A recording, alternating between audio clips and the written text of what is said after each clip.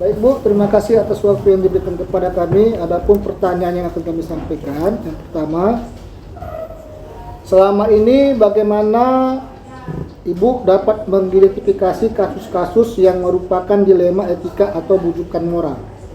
Dilema kasus-kasus untuk bujukan moral. Sebenarnya kalau SMA 1 itu spesial ya, karena kita juga dapat anak-anak juga spesial. Jadi ibaratnya beberapa kasus yang pertama kali saya temukan itu, pertama kali saya berada di SMA 1 itu kasus pelecehan seksual. Untuk kasus pelecehan seksual ini dilemanya tadi adalah antara keinginan yang lain untuk mengeluarkan dan pihak keluarga yang tetap ingin anaknya tetap melanjutkan sekolah.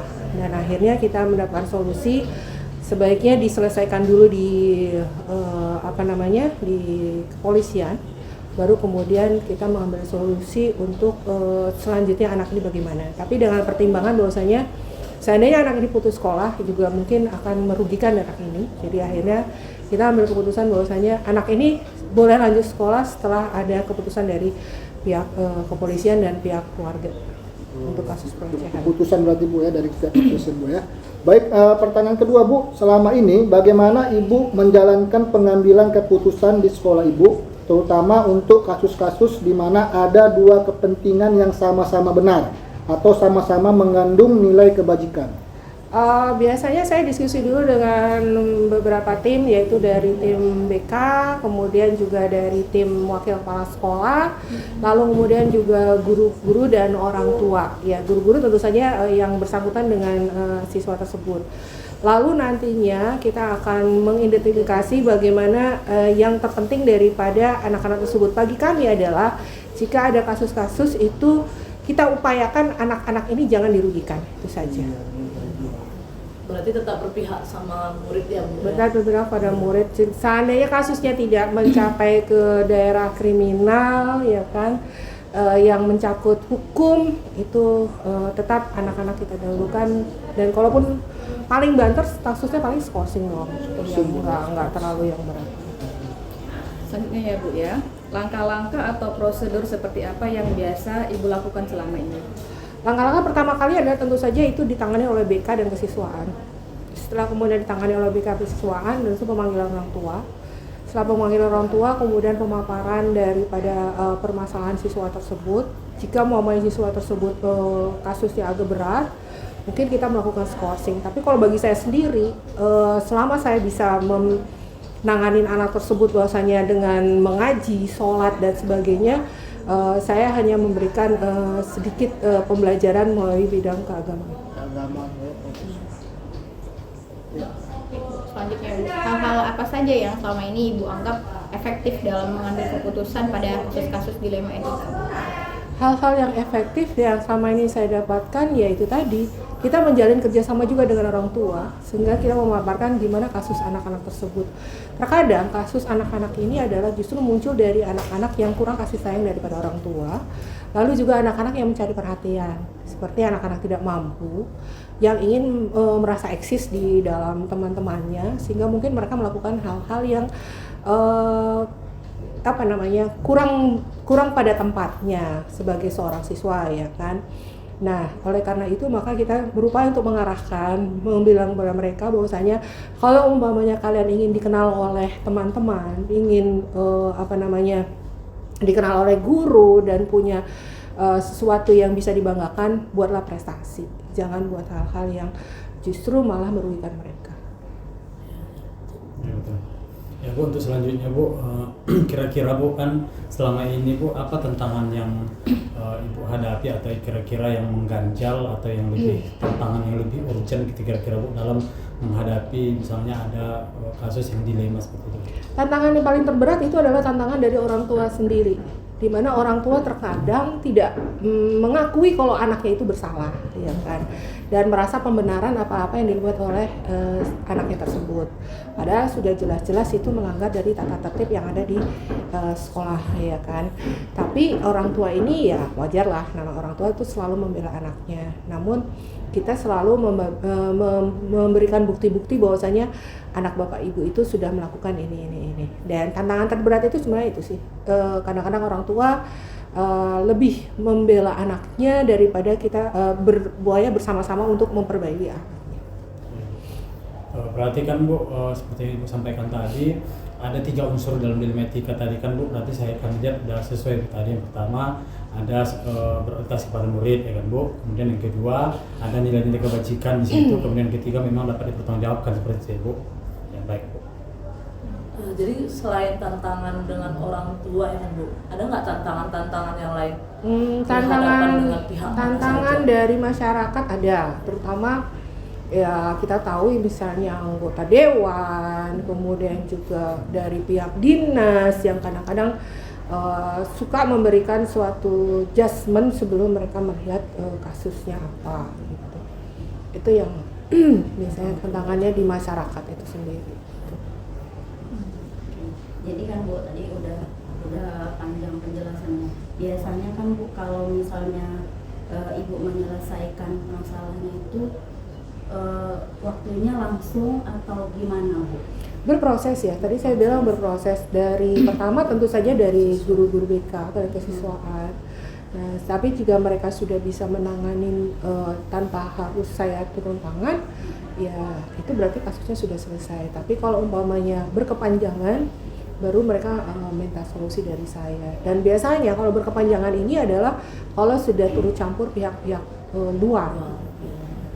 Sampai kriminal begitu mungkin? Tidak hanya kriminal, tapi biasanya ini umpamanya nih kasus orang pelecehan kemarin itu biasa ada si orang tua membawa anggota dewan gitu ya kan.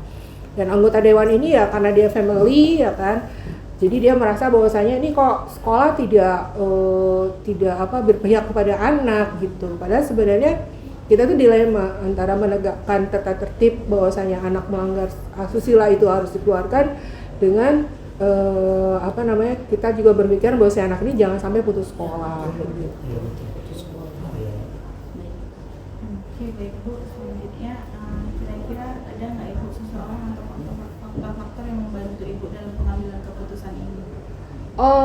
Untuk faktor pengambilan keputusan banyak. Biasanya saya juga diskusi dengan pimpinan saya untuk apa kira-kira langkah apa yang harus saya ambil. Jadi biasanya pihak dinas pendidikan, kadis, kabid, cabdis itu sering sekali untuk membantu saya untuk memberikan solusi yang terbaik.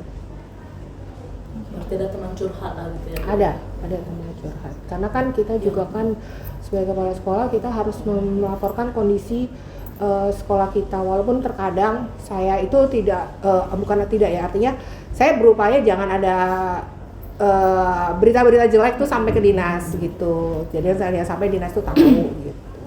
Tapi ya ternyata mereka juga kadang-kadang lebih tahu duluan dari saya karena laporan orang tua itu yang langsung ke pihak-pihak tertentu gitu. Mungkin Bu ini pertanyaan yang terakhir. Dari semua pengambilan keputusan yang dilema etika, apa Bu yang menjadi pembelajaran besar untuk Ibu? Pembelajaran besar bagi saya adalah ternyata menerapkan antara tata tertib dengan kondisi saya sebagai seorang perempuan dan ibu itu kadang-kadang selalu bertentangan gitu. Di satu sisi saya harus keras dengan tata tertib yang memang sudah berlaku, tapi di satu sisi ya saya sebagai ibu juga saya berpikir seandainya itu adalah anak saya gitu loh kan. Saya selalu berpikir seperti itu. Kalau untuk dilema yang ada dalam diri saya selama ini. Terima kasih Bu, mungkin itu saja yang kami tanyakan. Itu ada tambahan. Terima kasih teman-teman.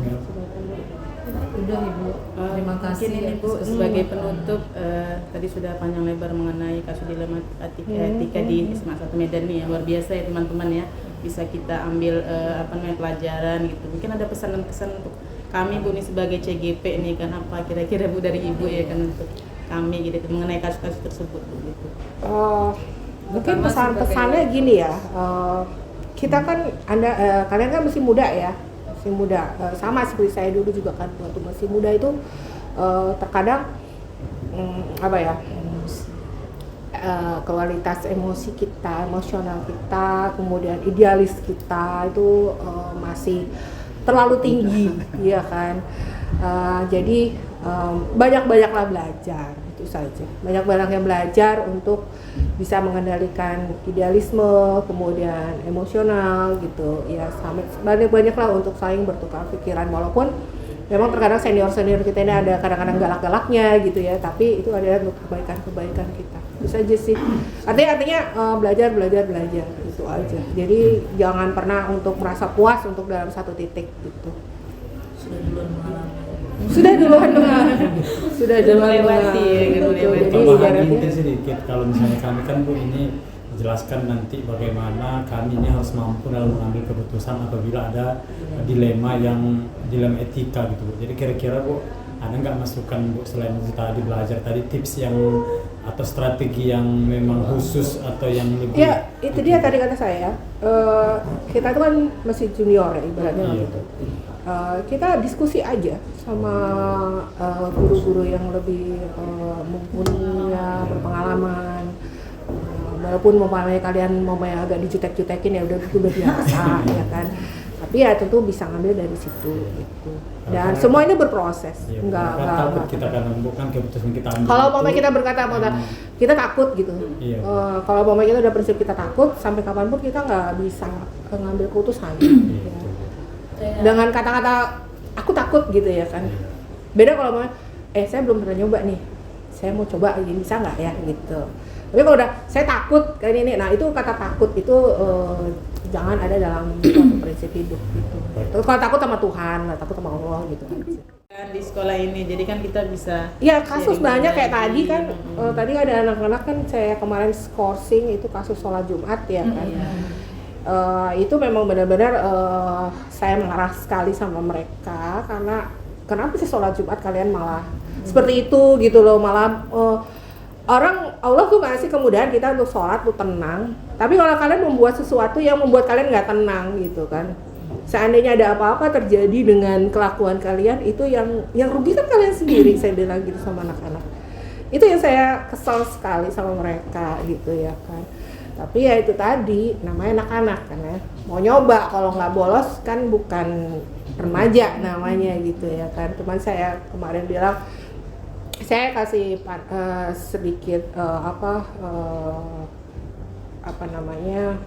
kebijakan untuk mereka, bahwasanya selama 4 hari mereka libur, 5 hari mereka skorsing, mereka harus menghafal beberapa surah gitu aja sih. Jadi keagamaannya makin meningkat deh Bu ya. Iya, dari hari Rabu, Kamis, Jumat, Sabtu, Minggu. Itu ada surah-surahnya yang saya harus hafal. Harusnya tadi dia masuk, tapi saya bilang panggil guru BK-nya, sekarang guru BK-nya benar. Setor ayat. Ya, setor ayat. Kalau saya gitu aja, setor ayat, gitu, baca Quran, itu aja sih, gitu kan. Dan alhamdulillah kan anak yang saya suruh baca Al-Quran tuh masuk tuh ya ke usul ya, Rizky. Saya masuk juga tuh Rizky Bu.